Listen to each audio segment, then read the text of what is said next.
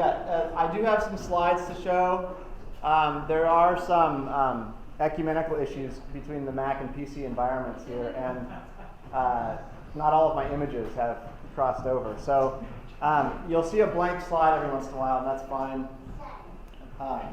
That'll work just as well. A couple things, I don't know, caveats, if you want to call them, maybe to bracket what I'm hoping to accomplish in this short session here.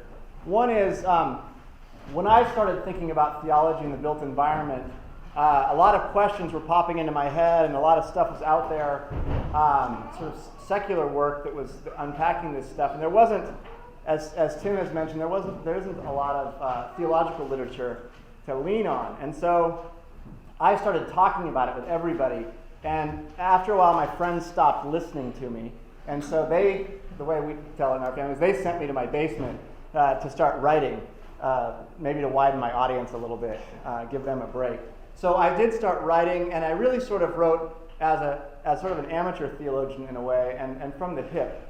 And I stand behind most of what I wrote. I only said it to as a way of putting myself in context with what Tim's doing. I came across Tim's book about 2 weeks after I submitted my manuscript, my final version. And in a way, I'm very grateful that I ran into it at that timing instead of 2 weeks before that, because I'm not sure if I would have finished the project, because Tim had what I was looking for in that early stage. So I'm deeply appreciative of what Tim is bringing to this conversation and the deep theological wells he is drawing from. And I hope to eventually get to a point where I've got a really solid theology informing these instincts that I had as a pastor in Missoula. The second thing I want to say is that the conversation we've just had and what Heidi has been telling us about, I really understand that's more directly kingdom work in some ways than what I'm doing. I feel like I'm doing what I'm called to do, and that's all we can do, but it feels to me a little bit indirect. I think it's very legitimate, but it's indirect, and I know I'm vulnerable in some ways to, okay, how is this helping the poor right now? So if you want to ask that question, feel free. But I'm just saying I understand that there's an indirectness to what I'm doing. I want the church to be asking questions cognizant of the built environment. And secondly, I do think changing the structures ultimately will have a more direct kingdom outlay. But we're called to do one piece along this way. So, having said that, we can get on to our first slide. It's a piece of pizza. It's a whole pizza. And I just want to tell you that on Friday nights at our house, we let our kids watch a movie, and we make pizza, and we eat pizza in front of the movie theater, in front of the screen, and everybody gets to make their own pizza. And as houses being what they are and families being what they are, what that means is we pull out whatever we have in the refrigerator and get some dough going, and it becomes a pizza. But we're very creative about the kind of ingredients we put into a pizza, and everybody has different things they will do and won't do, and we're trying new things. But I've come to realize through that tradition that you can get away with a lot of very bizarre things in terms of a coherent pizza with a little bit of creativity. I say that by way of introduction because pizza is the image that Leon Creer uses to describe a city. Because a pizza is made up of a set of ingredients. And it doesn't have to be the same set of ingredients, but it's made up of a set of ingredients. And together those ingredients make the pizza. Now, if that's what a city is, a neighborhood is a slice of pizza. So you slice the pizza and you get a neighborhood. It's not the whole pizza, but everything you love about the pizza is included in the slice of pizza. It's a very simple concept, and if you violate it, my kids will instantly, even Emma at 4 will instantly rebel against that simple violation of the principle of pizza. So, let's see, how shall I, I think my slides are a bit out of order. Go to the next one. Well, no, let's stay on the pizza for a second. You can hit the back button.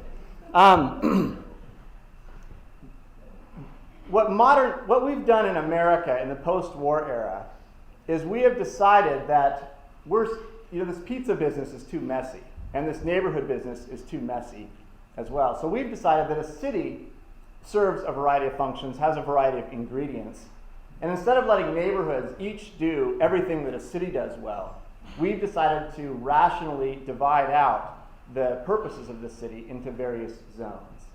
And so the equivalent in the pizza world would be, instead of serving a pizza on Friday night, you serve a lump of dough, a stack of cheese, a stack of pepperoni, and sauce. And you consume them one at a time because it's more rational, it's more efficient. And like I said, Emma would be the first, well, she would be the first, but she would definitely protest against that way of being served pizza because it doesn't make any sense. But that's precisely what we've done in post-war America. We have taken all the aspects of the city, the living, the shopping, the industry, the worshiping, the playing, and separated them out into separate zones and said, well, it's more efficient, and that's how it's going to work. So if you turn to the second slide, you should have a picture of a zoning map. And zoning is, it has a little bit of a complicated history, but basically it became the dominant way of all new construction following World War II in America. This notion that we were going to divide up land according to use. And it would that meant that if it was a residential area, you couldn't have anything commercial in that area. And it was a very odd decision, and it had a lot of reasons for why we would do that. Let's see if I can. Go to the next slide, and if you can see that, you can see Cryer's little pizza analogy being imaged for you. We decided that it would be more rational. It made sense with the amount of resources that we had. It made sense with our sort of instinctual desire of running away from problems instead of solving them. All this made sense in terms of zoning. Well, we divided up space, but the effect was, and you won't get this next image, but you can turn to the next one so you get it. The effect of all this is this zoning thing that we've done since World War II has led to a deeply unsatisfying way of life, where we're in our cars a lot more than we want to. We don't have as much informal interaction at the neighborhood level, and it's extremely dissatisfying and wasteful in a lot of ways. I'm going to talk about the alternative way of thinking about space besides zoning and suburbia. Before I do, though, let me then insert this as a footnote to some of what Tim's been talking about.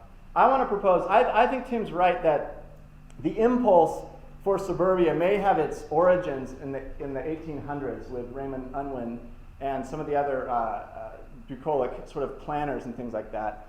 And there's a lot of that kind of early history of suburbia that we can think about.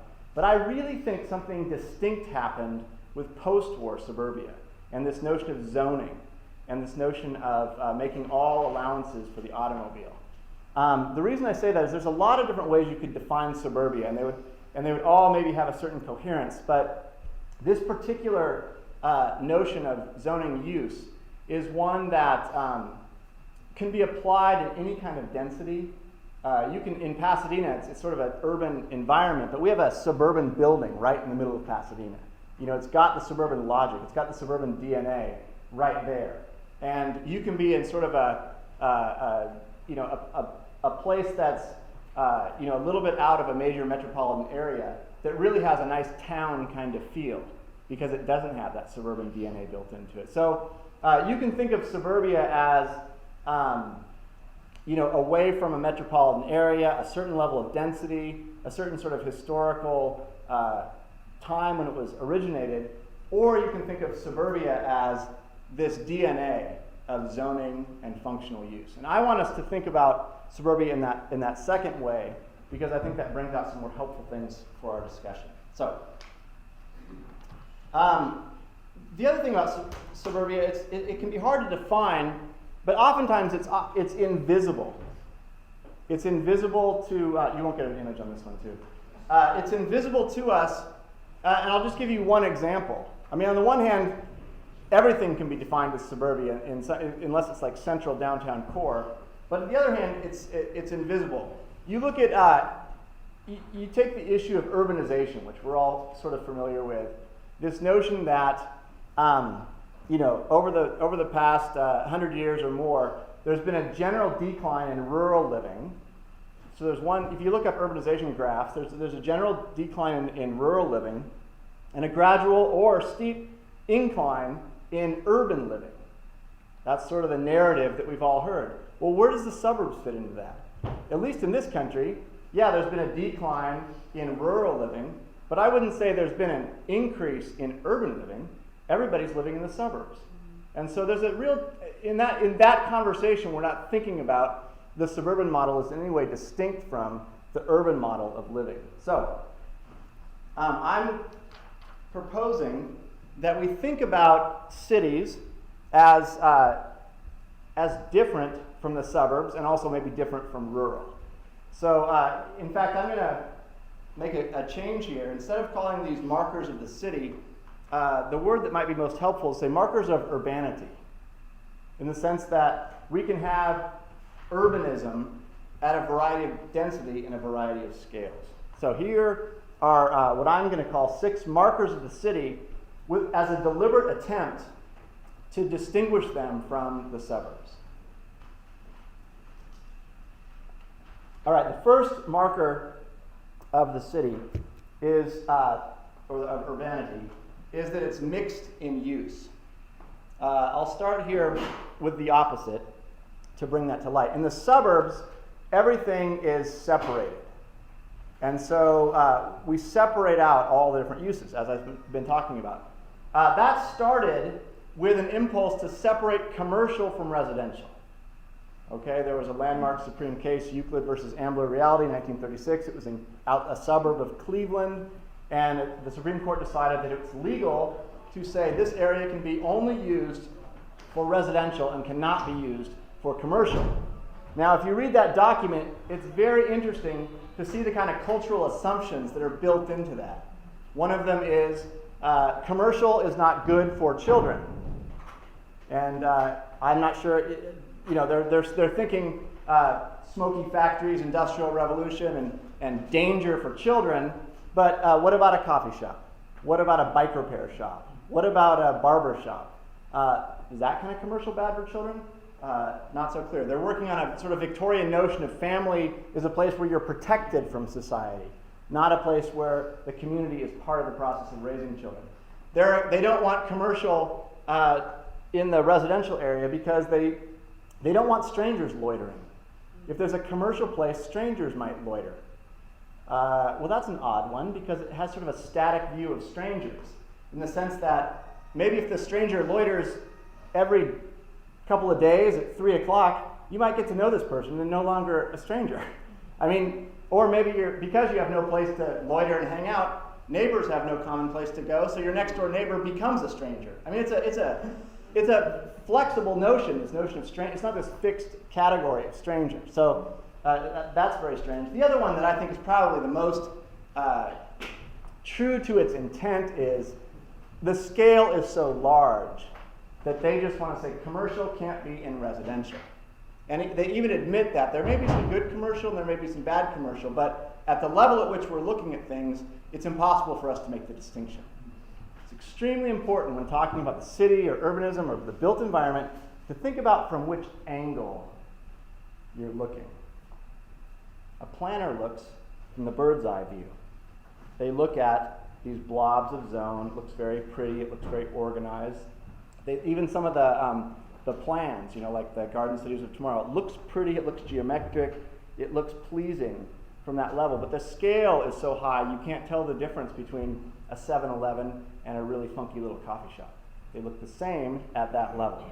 So that's one bizarre way to look at the scale. While we're on the subject of perspective, the other ways you could look at a city, one is the idealized view, the postcard view, where you're up at this angle and you're looking down and everything, it looks just perfect. And a lot of times, when buildings are proposed and are shown to the public, they're at that angle. They draw in the pedestrians, and it always looks pretty at that angle. And a lot of the funding happens there. The other angle, the one that we're probably most used to seeing cities, is at as at the freeway scale or the arterial scale, where you're inside a car and you're traveling 35 to 55 miles an hour.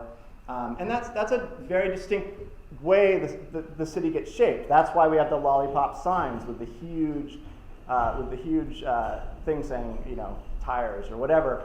Those aren't meant for pedestrians to see, but for cars to see that are traveling rather fast. There's certain kind of detail you can't make out at that speed.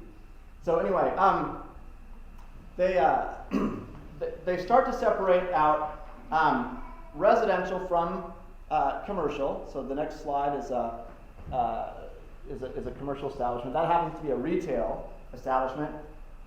The other thing is, I think bureaucracies, once they get something like this going, like we need zoning because it makes rational sense, they'll start making it more complicated so that they can justify their job as people who write the zoning codes and people who enforce the zoning codes. And so they'll start to make it even more complicated. It's not just commercial and residential. Now they're separating retail, and turn to the next slide, from industrial. So that is a separate zone now. Even though manufacturing has changed quite a bit since the Industrial Revolution, and you have industry that you wouldn't mind having nearby. Did you get a picture of an office building there? Well, I have a Mac, so I can see but are we already to the one that says markers of the city, mixed use? Yeah, you're there. All right. What slide are you looking at? There's a bunch of houses, and then there's Keep going. Yeah. Okay. There you go, you're tracking. All right. The other thing that we did is we started to separate out housing by income level. Now, this is sort of tricky. It wasn't exactly zoned in, but it did work well with the developers in the sense that you could zone low density residential, which meant houses needed to be built on 5 acres or something like that. And so we now separate large houses from small houses, or medium-sized houses, or $500,000 houses from $450,000 houses. Extreme fine levels of income gradation for whole neighborhoods. So one of the characteristics of American culture today is oftentimes you have nothing in common with your neighbor except the price of your house. You live in these very fine gradations of income separation, and we have to separate all the houses that are even small houses from the attached houses, like condominiums or apartment buildings. Now, you might be thinking of exceptions to this rule, even in things that have been newly built, but that has changed maybe in the last 5 years. That did not used to be the case. So that's the principle of separation that we have in the suburbs. One of the problems, go to the next slide with the freeway tangle, one of the problems is when you separate all the uses, you guarantee that everybody has to drive to do everything. Now, when we think about driving and the issues of commuting, we may still be thinking about, how far is my commute to work? But maybe we're not keeping in mind that the number of trips we're taking per day has dramatically increased. We're not only driving to work, we're driving to buy aspirin. We're driving to get a cup of coffee. We're driving to see our friend. We're driving to go to school. We're driving to go play soccer because they've combined all the parks into a soccer zone. Okay, so that's separation. Mixed use, by contrast, turn to the next page, we'll have a lot of those uses happening in the same area.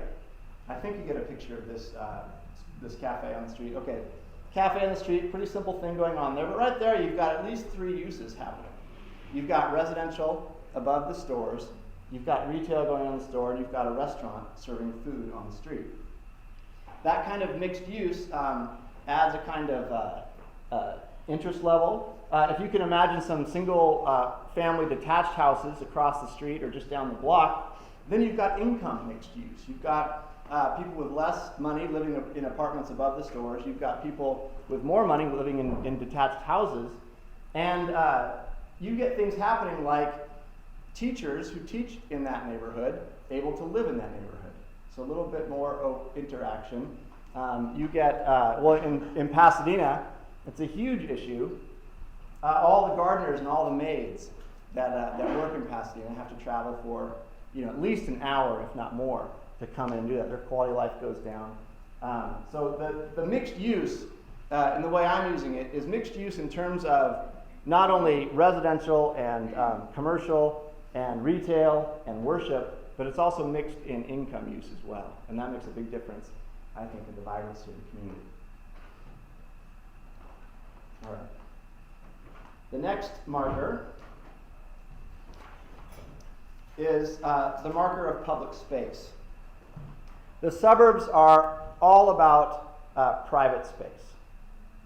If you drive into a suburban subdivision, and this is where you'll really see the difference between Raymond Unwin's one, especially the ones that were built before the automobile domination, is you drive into a suburban subdivision and you're likely to see a sea of garage doors.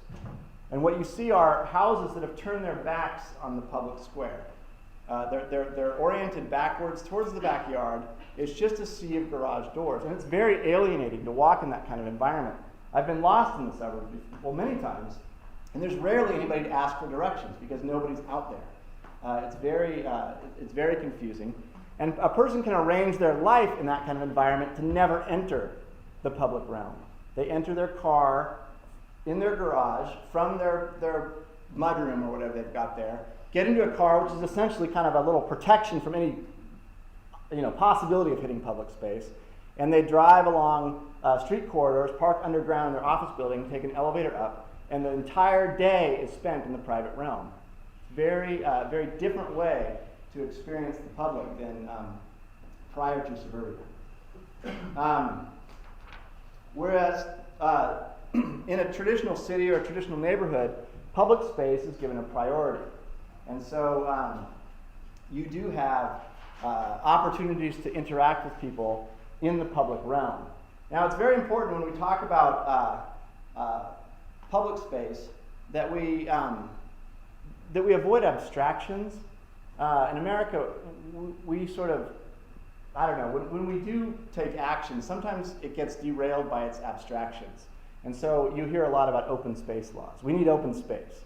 We had one of these authors come to Missoula, and all the environmentalists were saying, we need more open space. And he looked around and said, you've got too much open space. There's no activity. It's not being channeled anywhere. And so public space can be shaped in a certain way. And I think what you need to say instead of developers, they need to do a project and they need to make 10% open space. And so they'll take the best real estate and place all the houses and figure out the views and do all this stuff. And they'll find some odd lot that's undevelopable and call it open space. And it's completely non-functional, for the community. Whereas if you say, you need to include a square or a plaza, and here's what a square or plaza looks like. It may still be 10% open space, but it's much more functional. If you're walking along the road or walking along a sidewalk and you see a juniper berm, by an office building, that's their open space. Just this empty sort of, symbolic statement of an open space. So anyway, public space is part of what we have in the urban city. Now, this next slide you may not be able to see very well, but it should be up there. It's a picture of Leon Creer, one of his pictures, and this gets us into public space. Not only is more available in more traditional urban and neighborhood environments, but oftentimes it's given spatial priority. And so if you see at the top, there's all the public space and public buildings are sort of first thought out in the city, and they're lined up in a way that gives some coherence to the people walking around. And then all the commercial and residential things are allowed to fill in around the edge. That's the opposite of the way we do it in suburbia, where first all the commercial interests buy up the good stuff, and what's left over becomes public buildings, public space. So you may not be able to see it very well, but that's what it is. All right. One of my favorite kinds of public space isn't necessarily the grand plaza or the great boulevards and those kind of things, but the simple sidewalk. And that's where I named my book as I did. Sidewalks are an incredibly important aspect of public space. And Jane Jacobs, very sad to hear that she had died yesterday, because she's been my inspiration in terms of paying attention to sidewalks. And in her book, Death and Life of Great American Cities, she articulates 3 different uses of sidewalks. Sidewalks are for human contact, sidewalks are for the purpose of assimilating children, and sidewalks are for protection. She says in most urban neighborhoods, it's not the police that provides protection, it's the eyes on the street. When you have some street activity going on and you've arranged your houses or apartment buildings so people can look out the window and enjoy watching that, that's much better protection than with police. So sidewalks are a very important aspect of public space. A kind of subset of public space is the third place. Very important for community life. This is from Ray Oldenburg, who says that most of us have a first place, our home, and then some of us have a second place where we go to work, but we need a third place between those, like a coffee shop, like a barber shop, like a whatever, a bench, a certain collection of benches in warm climates. A place where you can go, you don't have to be there, but you can go there and just hang out. It's got a real informal kind of feel, and there's maybe some regulars that hang out there. And the great thing about a third place, and why it's so important for community development, is he says, before you're going to invite somebody over to your house for dinner, just because of the social risk involved on both sides, there's a elaborate screening mechanism that goes on. Is this someone that I can, would want in my house? And they're thinking, is this someone that I would want to go to their house? And for me, it means cleaning up our house and getting ready for a guest to come over for dinner. And consequently, we think we should invite people over for dinner, new people in the area or people we don't know very well, and we don't do it as often as we think we should. Those that we do know fairly well, we just don't do it very often. Oldenburg says, when you have a third place, it allows you to form friendships with people you wouldn't invite over for dinner. And maybe those friendships can develop into the kind of intimacy, even though they're very different from you, you might get to a point of inviting them into your home. But it's a great starting place for human relationships. Okay. Let's see. The next marker of the city is beauty. I think buildings tell a story. We've been talking about vernacular architecture, and a lot of good vernacular architecture tells you a kind of a local story about the materials that are available. There's a typological story in a lot of historic buildings. Oh, that's a church. That's a bank. That's a Buddhist temple. There's a typology that we can appeal to hear these stories. And I think a lot of our post-war architecture in this country doesn't adequately tell a story, and so it's not beautiful on that level. The suburbs are also. Well, let's see. Yeah, you can turn the page. Turn this thing here. That's the courthouse, the county courthouse in Malibu, California. It's a very wealthy community, and that's their public space. I mean, we just don't spend. Not only does the public realm not get any sort of spatial priority, it doesn't get any financial priority anymore. And so our courthouses look extremely ugly. I challenge anybody to find me a courthouse built since 1950 that looks anything as nice as a courthouse built prior to that time. I mean, we're just not investing in beauty anymore. The suburbs are ugly in some ways because the buildings don't tell a story, because the public realm hasn't been built very beautifully, and because oftentimes the buildings are all of a certain pattern that don't have any individual character. Okay. And you won't have an image for this one, but I was just going to say that you can go to even very modest neighborhoods built prior to World War II, and oftentimes they're very beautiful, just because of the individual touch that people have put on them. Turn the slide to the next one. Here's a picture of the Pasadena City Hall, and it's doing something. Not only is it a beautiful building built in the 20s, but it's also doing something that you rarely see anymore. It's terminating the vista on Holly Avenue. And it was part of a Beaux Arts plan, and a couple of buildings did this kind of move. Where, as you walk down the street, you see this grand building terminating the vista. And it's sort of putting a grand building in that place in the city kind of tells you that in some ways our collective public good is more important than my individual needs this time. It kind of orders your life a little bit. But we don't terminate vistas anymore because engineers hate it, because it's sort of it's hard for cars to navigate, the right turns they have to make to get around that building. Who can tell me where there are two examples of a terminated vista in America built between say, anywhere post-war to 1985. Can anyone guess? There's only 2 examples that I can think of. I don't know if Lewis knows. Terminated vistas in America from 1945 to 1985. Disney World's the easy answer. Disney World's one. Cinderella's Castle or whatever that is. It's on Main Street. What's that? Some stadium? No. It was built in that time period?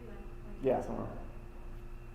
Well, Disneyland's the other one. So anyway, yeah, I mean, it's funny that in America we built, these theme parks with Main Street USA, with streets that come right up to the sidewalk and terminated vistas and all these things and then we escape to these places and we can't figure out why we're so miserable in our homes, as if we'd forgotten how to do that kind of thing. Okay. So, now, if you ask anybody, why can't we build something beautiful like the Pasadena City Hall anymore? What they'll say is we can't afford it anymore. And I think that's a cop-out. I mean, there may be situations where we can't afford it anymore, but I don't buy that in a lot of cases. We've got more financial resources than we did in the 1920s. A more accurate way to say it doesn't solve the problem, but I think we can at least ask people to be honest, is we can say we don't value it anymore. We still have the money, we just don't value it anymore. Beauty is not as important to us. Let's see what my next, turn the page. It's kind of an old, cheap shot, but anyway. Michael Jordan. We value superstars. We pay them a lot of money. We value a lot of things. We don't value beauty as much anymore. And I don't know if we can solve that right now, but I do think that churches can be one place where we can try to begin to make that cultural shift. And until we do make that cultural shift, I think one of the places where we still have beautiful buildings are a lot of our cities and traditional neighborhoods. And we ought to be on the forefront of helping to honor those places and highlight those. All right. Local economy is important. This is a picture. Do you get a picture of this one? Mm-hmm. All right, this is a picture of my family. We're in McLeod, California. It's a wonderful little small town that has good urbanity in a sense, in that it's got a nice little dense central core for its scale, and it's got a hotel there. It's got a couple of churches, got modest houses and shopping all down there. The problem is there's no money there anymore because it was a logging town, and money dried up. And so, this nice high school that was built in the 80s, probably for 1,500 students, had, I think, a dozen students enrolled when we were there.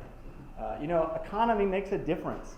And, in a way, I don't want to push this too far, but we need to be careful to be against anything commercial in a sense, like those developers, there are bad developers. I'm not saying that's not true, but it's a complicated world as to how to make an economy work and how to work with an economy to do the kinds of things that we want to do. And I think we ought to be willing to work in this way. I was just talking with a guy on Monday, or we were talking. This guy gave a great lecture on beautiful architecture and why we ought to be in favor of beautiful architecture and how it can be done. And at the end, I said that's wonderful, but I've got a friend who's a kind of a developer in Missoula, and he hears this kind of stuff and he's convicted. So he wants to do a beautiful building in Missoula, kind of as a gift to the community. And he finds an architect that's willing to design a beautiful building. And that's all systems go. And he wants to do it. Guess what the problem is? Getting the loan. Bank's not going to loan money for that kind of building because the building has to begin to pay for itself within 3 years. They don't have a financial structure in place to pay for that kind of beauty. And so, consequently, buildings that pay for themselves in 3 years oftentimes are disposable buildings that are built to last 30 or 40 years. So, all I'm saying in this is the economy is part of what we have to work with. And we do need, I think, Christians who can do, there's a term that I love, the financial architecture to make it work. Okay, let's put some parking spaces here. We can rent those parking spaces so that we can do the low-income housing. And then you got to put the pieces together sometimes to make it work. So a vibrant economy can make it happen. All right, the next picture it was going to be the counter of McLeod, California. I had a picture of Seattle there. A lot of people think the city's a bad place for families, and we should go to, small towns are a great place to raise our kids. The problem is you pick a town like McLeod to raise your kids, and when they grow up, they leave, because they can't find jobs. And so at least, why I think that cities are very family friendly is oftentimes they've got the kind of economy that your kids can get jobs and you can have some intergenerational stuff going on. Problem is, when you get to a city with a vibrant economy, housing prices go up. Makes it hard to live there. And the neighborhoods where it is affordable to live, and we've already gotten onto this, oftentimes don't have very good schools. So again, it's a complicated thing, but I think it's the kind of work that we can be doing as Christians to improve the built environment. All right. The fifth marker is critical mass. The logic of suburbia is all about space. You buy as much space as you can afford. Everyone talks about square footage, and we have, if you compare 1950 to 1990 or 2000, we've gone way up in square footage and way down in family size. We just need as much space as we can get, so our kids don't, have to decide which TV to watch. They can all watch in their own room. You also put your house on the largest lot, so you don't have to work out things with your neighbor. You just put space between yourself and your neighbor. That's the basic logic. Problem is, there's a lot of problems with that logic. One is there's a civic problem. We don't interact with each other. There's an environmental problem. It's one of the most inefficient ways to organize ourselves, to put that much space between ourselves and our neighbors. You have to, for all those 5-acre houses that aren't producing anything on the land, you got to get sewage out there. You got to get services out there. It's impossible to do public transportation at that low of a density. It's almost impossible to have a really efficient system. It's all tied together when you get the density wrong. The reason, I'm saying density here, but the reason why I generally don't say density is because anytime you say density, you get homeowners associations all up your back saying, we don't want density, that's bad. I'd like to propose that density is one of the most wonderful things about a city, and the places with the most density are the most fun places to be. So, anyway, there's another picture of a lonely parking lot there. That's what space looks like when you go to get some groceries or something like that. You don't run into anybody. You don't have these funny encounters with people that share your interests or not. All right, so critical mass is the third slide there. Critical mass is really one of the great things that a city can offer to a population. I'm not going to try to convince this crowd of that. You guys all know that. The sixth marker of the city then, and this one is particularly, I think, important for a Christian audience, and that is the presence of strangers. We've already talked about the fact that you can live in the private realm within the suburbs, and you can say to yourself, I believe, in showing hospitality to the stranger, and I'm going to show hospitality to the next stranger that I see. But you've made a fundamental moral decision that you're never going to see a stranger. So that's sort of the problem. But strangers, if that's really part of our Christian mandate to care for the stranger, that has something to say about how we arrange our living environments. The problem with the suburbs is there's no place for the stranger. The land's either, everyone's got their 5-acre parcel, and unlike Britain, you can't just walk through it to go on your walk. That's their land, and they can shoot you if you cross that fence. Oftentimes, the soft-sided, grassy slope that runs right to the street, no sidewalk, no sign. It's all sort of understood. If you don't know, Mr. and Mrs. Jones and can park on their parking strip, you don't belong here. There's oftentimes no public realm, no public bench to sit down. So there's really, literally no place for a stranger to kind of find a way to just kind of hang out in the suburbs. In a small town, the other end of the scale, people literally do all know each other. And so strangers oftentimes feel a little weird, or they're ostracized for not knowing anyone. So consequently, the city is one of the last places, we can go to the next slide, where we're likely to find a stranger. And that's why a lot of, folks who are drifting or homeless or trying to get away from their family or whatever, or, Heidi's example with the gay teens, that's why they come to places like cities, because people don't hassle them there. They can sort of sit on the bench for a while. No one's going to know they don't belong there. So that's where the strangers are. That's where we ought to be as Christians as well. So anyway, that's the sixth marker. Let me just try to give this one kind of application by way of Christian ministry, or give you some focus. It's not the only way that I think this applies to the Christian faith. I think there's there's a number of ways to spin this off. But in Sidewalks, I try to retell a biblical story in a suburban context. I do that a couple of times just to bring this to light. In this particular case, I'm thinking about the story of the hemorrhaging woman. You know, Jesus is on the way to heal Jairus' daughter, and he hears that, or Jairus sends an appeal to come heal his daughter. And Jairus is a rich, important person, and you know, he's the kind of guy that's going to send for help when his daughter gets sick to this important person, Jesus. And Jesus is on the way to heal Jairus' daughter, and a hemorrhaging woman who's been in a lot of pain for a long time and probably doesn't feel a lot of access to the resources in the community, touches the hem of Jesus' garment. They have an exchange. She's healed. Her life has changed forever. Jesus is late showing up to Jairus' house. You know, still does the greater miracle there, but you know, all is good. And it's a wonderful story. It's supposed to teach us something about the way we do ministry. You know, that we should be interruptible, that we should be ready to be discerning of the Spirit when somebody comes that we didn't expect, that we should be willing to help out somebody who doesn't have the self-confidence to make an appointment with us. You know, all these kinds of stories. I find it almost impossible to appropriate that story in a suburban context. And I don't really get too descriptive here, but let me remember what I said. Jesus is in a private home in a subdivision where he gets a call from an elder of the megachurch 12 miles away whose daughter is sick. He and his disciples hop into their Suburban and drive 20 miles across town to another subdivision and heal the elder's daughter. The other parts of town they encounter at 40 miles per hour through shadowproof glass. The hemorrhaging woman is in one of those other parts of town, perhaps in a seedy motel, alone in her pain and convinced that she's not important enough for someone like Jesus. So, you know, if we take that story into post-war suburbia, it's really hard to figure out what are we going to do with it. How are we supposed to be interruptible at 40 miles an hour behind glass in that sense? And, you know, as Americans, there's a couple ways we might go about solving that. You know, let's invent a radar that we put on top of our Chevy Suburban, the techno-fix, that's going to notice pain, and it's going to beep. And then we can pull over and, you know, do the healing thing or whatever. We're going to help her out somehow. Or we could do the programmatic solution. Let's divide the city into regions, and let's, you know, put some subdeacon on each of those regions, and we'll, you know, just kind of organize ourselves out of that problem. And that may work. It just seems a little modernist to me and a little complicated.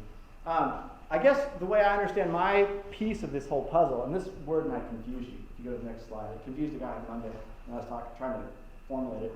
I call it pre-incarnational ministry, and by that I don't mean, you know, let's think about that time before the incarnation happened. I grew up in a culture, sort of an evangelical culture, where we talked about incarnational ministry. You know, where you instead of doing a lot of programs, you're expecting people to come to you. You came to them and developed a relationship, a human-to-human relationship. And I think that I really affirm that model of ministry. I like that model of ministry. I think it's real hard to do that kind of ministry when we're driving everywhere, when we don't have times for sort of natural human contact. I call it pre-incarnational ministry in that I want to see the built environment changed in such a way that we do bump into each other. I think that's a much better way of getting at that problem, you know, than trying to make a technological fix for why we can't see the hemorrhaging woman. So I know it's not the only piece of the puzzle. I know it might take some time to make that cultural shift, that maybe it's better if we get back to communities where you can walk around and run into each other. Maybe it's time to get back to a model of church, more of a parish model. We care not just for what's happening within the church, but care for the geography around the church. That might take some time. And so I think there's a lot of good stopgap ministries in the meantime. I think there's probably are ways to, you know, use the car to do incarnational ministry and ways to get around the barriers that it presents. All I'm saying is it's a worthwhile investment of our time to start rethinking our use of the built environment so that we can do incarnational ministry. So that's all I'll say for now. We've got maybe a few minutes for questions.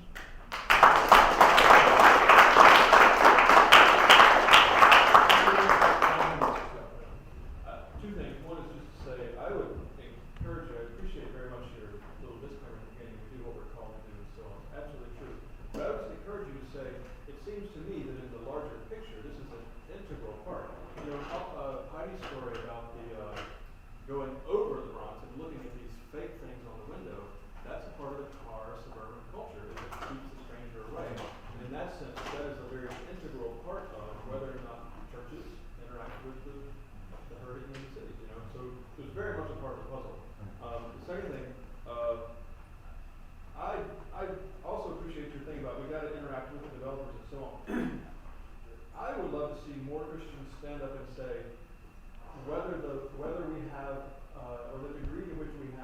market-driven economy is a moral issue. Because as long as we say market determines, then we say people determine less. And that is inherently going to structure the way the rest of these things fall out. Right. Yeah, no, I agree. There's a lot of correctives that we can be working on along the way, and I think we do need to call those things out, because I do think there's a moral imperative there. But part of my, we all come with a complicated mix. I come from a family of entrepreneurs that are in business, and from 2 generations. And the weird strain in that is, my father didn't go that direction, went into the ministry. So we were always the poor family surrounded by rich people. And then I'm repeating the pattern. Now my mom started a business, all my brother and sister are in the corporate world, and I went into the ministry, and now my family's in power. I mean, it's this great little pattern. And it's really wonderful in the sense that I kind of have to face these folks at the dinner table, and I have a hard time just saying, you're evil because you're in the corporate world. You know what I mean? I know that we need people who can say that maybe more aggressively than I do, but I also think, I look at the decisions they make. My grandfather, after years of struggle, closed a factory in the U.S. and opened overseas. He knew the stories of every one of those people, and it killed him to do that. But I understand the difficulty of that. He's facing financial problems. Do I close? Do I go bankrupt, or do I do this? So I guess I've just been given that one little insight to say, these folks are making moral steps one at a time, just like junior high kids are making more, with their sexual, whatever we're at. Yeah. Well, it's a matter of degree thing, too. Yeah. I mean, I hear you absolutely, and have those relationships with people that sit with that church or whatever. But, it seems to me, and I'm not an economist, but it just seems like we're going in a direction where, I'm not saying the market isn't important, it just seems like we're going in a direction has gone in a direction where it's extreme, the degree to which we're saying, or assuming, the market drives. And just to keep that piece of it, although it brings some balance to it. Right. No, I agree. And I think there's a way to even say it in a way that sounds like good news to somebody that's embroiled in it. You know what I mean? It's not just you're bad, but can't we see a better way? What if you, with developers especially, there's a great line that, these developers, one thing that drives some of the better ones is this. They would say, my grandfather was a developer of this town. He's a hero. Developers today are the scum of the earth. This person left a legacy, and these are the ones that are saying, I want to do it different. So there's some that recognize the market sometimes leads us down blind paths. And if you can speak that kind of message to developers, why don't you leave a legacy? Instead of just making that extra $100 million or whatever, why don't you leave a legacy? And I've got the perfect project. Bill Gates once said, as arrogant as ever, but it's easier to make $1 billion than give away $1 billion. Sometimes they're so out of touch with what's really happening. They don't, what I mean? I don't want to embroil in that, but. Just a question that connects with the story of your grandfather that I've written. It's a question about double alienation. What happens when the broken pizza model you began your presentation with combines with the globalization dynamic, where not only are we separated from our community, we're now separate within the world, and we don't even know who makes. Right. We don't know who we live with. We don't know who makes the things we. Oh, I know. We own and wear. I think it's deeply distressing, and I think, I think fuel prices eventually. I don't know. That's not my expertise. I'm hoping that I kind of cheer when gas prices go up in some respects. So. Why? What do you hope for? Well, I think it's all driven by transportation issues. I mean, the reason we can get our toilet seats in China is because it's cheap enough to do so. It makes sense at some bizarre financial logic. And so, once those numbers shift, I think the local gets some. I mean, I think there's complex issues there. There are certain things that I want to be globalized. I want my grandma's pacemaker to be globalized in a sense. I want it to be as well done as possible. But I want furniture locally made. I want food locally grown. You know what I mean? Like, even there, I think we have to show some wisdom in terms of thinking, what are we really asking for, and how do we get it? So, anyway. Thank you so very much. Yeah.